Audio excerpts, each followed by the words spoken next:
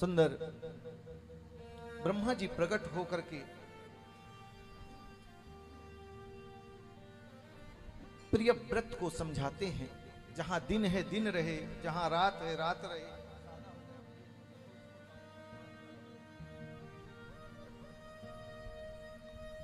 प्रिय व्रत के मनोरथ को पूर्ण किया है।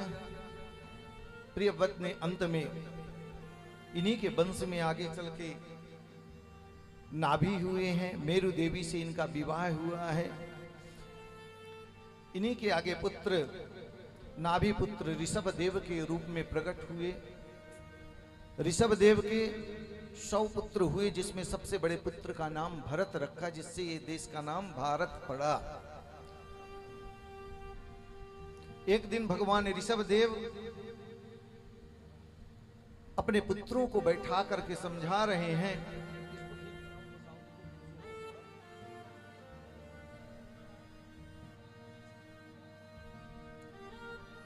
अपने पुत्रों को बैठा करके भगवान ऋषभ देव समझा रहे हैं। इफेक्ट डलवाओ ना इसमें सादा।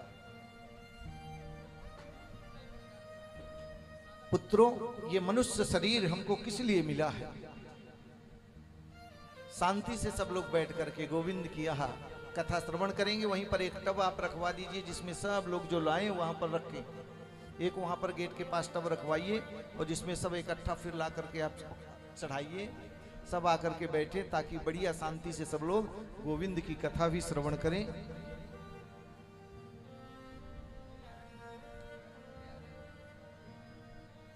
अपने पुत्रों को बैठा करके बोलते हैं, हे राजन, नायम देहो देह भाजाम त्रिलोके कष्टान कामा नरहते विडभुजाम में।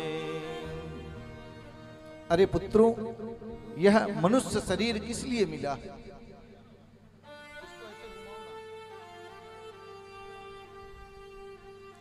यह मनुष्य शरीर किस लिए मिला है? हे राजन, सिर्फ सोने जागने खाने के लिए नहीं मिला है, अपितु परमात्मा की प्राप्ति के लिए मिला है। सुंदर भगवान ऋषभ देव अपने पुत्रों को तत्व ज्ञान देते हुए अंत में वैराग्य धारण कर लेते हैं। बोलिए वृंदावन बिहारी लाल की जय।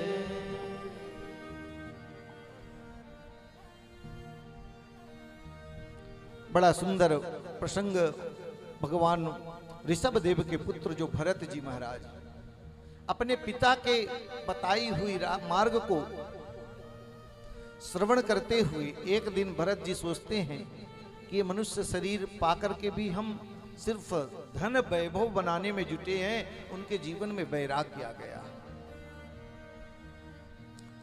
इनके 5 पुत्र हुए। बड़े पुत्र सुमति को गद्दी का राजभार देते हुए श्री भरत जी महाराज पुलहाश्रम शालिग्राम क्षेत्र मुक्तिनाथ, जहां नेपाल की भूमि है, मुक्तिनाथ में जाकर के गंडकी नदी के तट पर तप करने लगते हैं। और उस गंडकी नदी के तट पर जाकर के तप करते हैं। सब कुछ घर का वैभव पद प्रतिष्ठा सब छोड़ करके गए। एक दिन एक मृग शावक जो गर्भिणी थी पानी पीने आई। उस समय भरत जी महाराज को कम करो, भरत जी महाराज भगवान सूर्य को जल प्रदान कर रहे थे। उसी समय एक सिंह ने दहाड़ लगाई। सो वह गर्भवती मृगिनी शावक को उसी जल में जन्म दे दिया। ऋषभ भरत जी को दया आई, उस मृग शावक को ले आए और अपने घर में पालने लगे। देखो, सब कुछ वैभव छोड़ करके और मृग शावक को लेकर के उस घर में आकर के अब जो भी माला करते थे वो भी बंद हो गई राजन। अब हर पल उस मृग शावक पे ही ध्यान रहे। उसने घास खाई कि नहीं खाई, पानी पिया कि नहीं पिया, उसके ध्यान में हर पल लगे रहे। एक दिन मृग शावक वन में चला गया चरने, देर से आया और शाम तक ना आने के कारण भरत जी व्याकुल हो गए और उसी का चिंतन करते हुए अपने प्राणों का परित्याग कर दिया। अंते यामति सागति।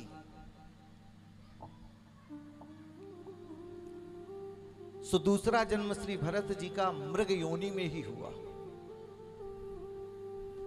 यहां पर भरत जी का चरित्र हमें यह शिक्षा देता है, अंत जिसका सुधर गया सब कुछ सुधर गया। जन्म जन्म मुनि जतन कराई, अंत राम कहीं आवत नाही। उस ईश्वर का नाम मुख से अंत समय नहीं निकलता। जब यम के दूत आते हैं तो परिवार वालों का चिंतन होता है, विषयों पर बुद्धि चली जाती है। उस मृग शावक का ध्यान करने के कारण दूसरी योनि मृग योनि ही प्राप्त हुई। तो जो कुत्ते बिल्लियां पालते हैं, भैया सावधान हो जाओ, पालो, मगर इतनी भरत जैसे आसक्ति ना हो कि अंत समय में वो कुत्ते का ही ध्यान आए तो उसी योनि में आना पड़े, बिल्ली का आए बिल्ली योनि में आना पड़े। क्योंकि शास्त्र कहता है अंते यामति सागति, अवश्य आपको उस योनि में जाना ही पड़ेगा। मृग योनि प्राप्त की। उस मृग योनि में उनको लेकिन किए हुए उनके सुकृत, जो तप किया है, जप किया है, दान किया है, उसके कारण उनकी स्मरण शक्ति है कि मैं पूर्व जन्म में भरत नाम का सम्राट था।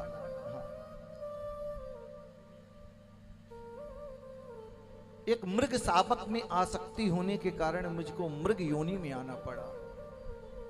एक दिन जंगल में आग लगी, सब पक्षी तो भग गए, लेकिन श्री भरत जी ने उसी आग में अपने प्राणों का अंत कर दिया।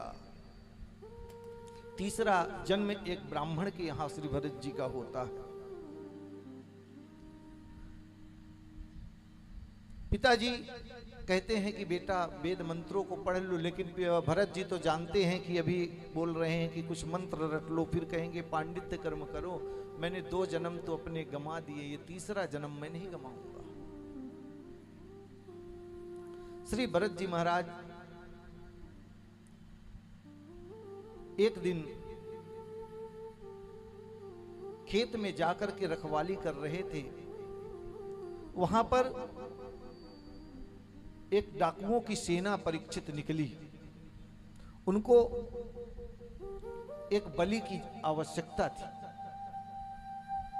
सो हिष्ट पुष्ट भरत जी को देख करके और भद्रकाली की बलि देने के लिए पकड़ करके ले गए। भरत जी चले भी गए।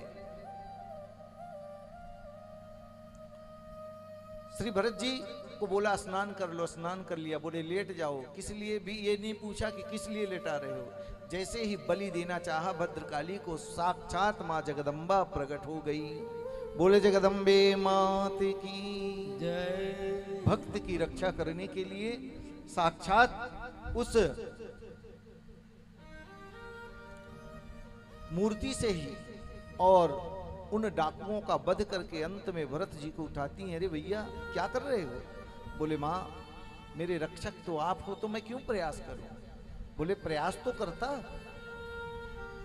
अंत में मां का आशीर्वाद लेकर के एक दिन सिंध सौवीर देश का राजा रहुगण भगवान कपिल देव के आश्रम कुछ तत्व ज्ञान प्राप्त करने के लिए परीक्षित जा रहा था।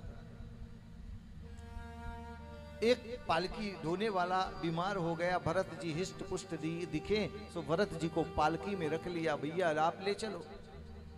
भरत जी ने स्वीकार कर लिया और अपने कंधे पर रहुगण का भार रख लिया।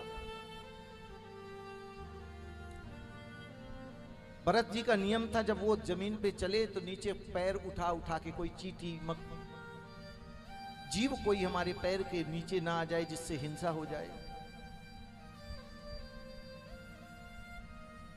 जब वो पैर उठा करके 4 कदम आगे रखे तो पालकी का बैलेंस बिगड़े।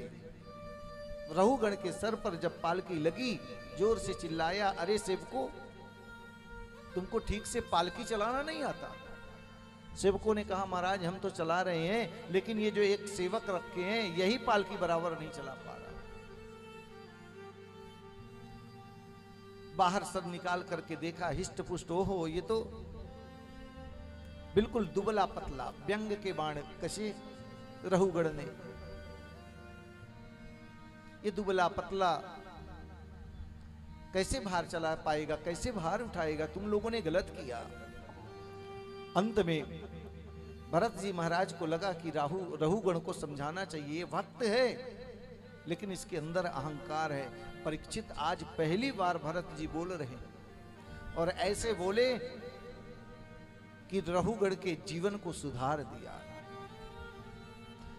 कस्त्वं निगूढ़श्चरसि द्विजयानां विवर्ष श्रुत्रो कतमोवधूता। हे भार ढोने वाले, मुझको तो लग रहा आप कौन हो? ब्रह्मा हो, इंद्र हो, रुद्र हो, आपके कंधे पर ये यज्ञोपवीत जो है ना जनेऊ दिख रहा है, तुम बड़े ज्ञानी लग रहे हो, कौन हो?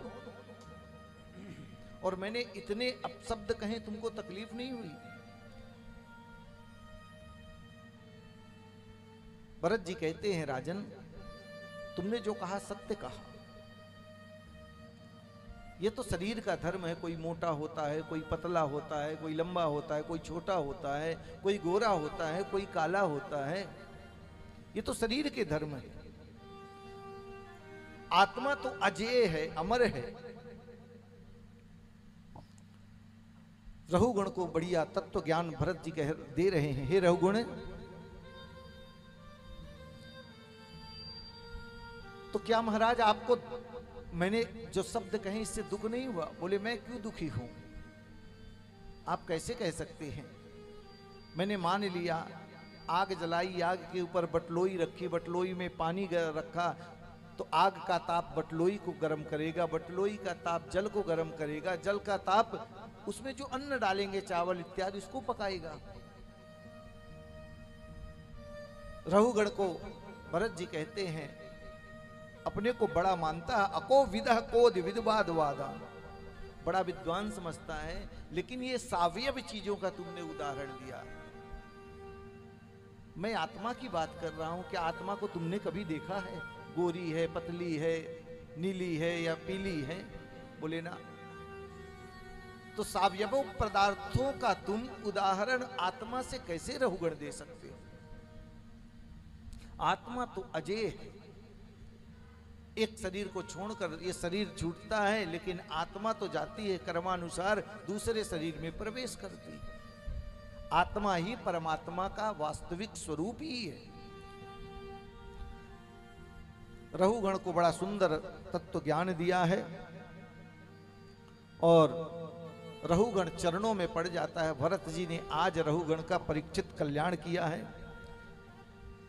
रहुगण के मनोकामनाओं को पूर्ण की है।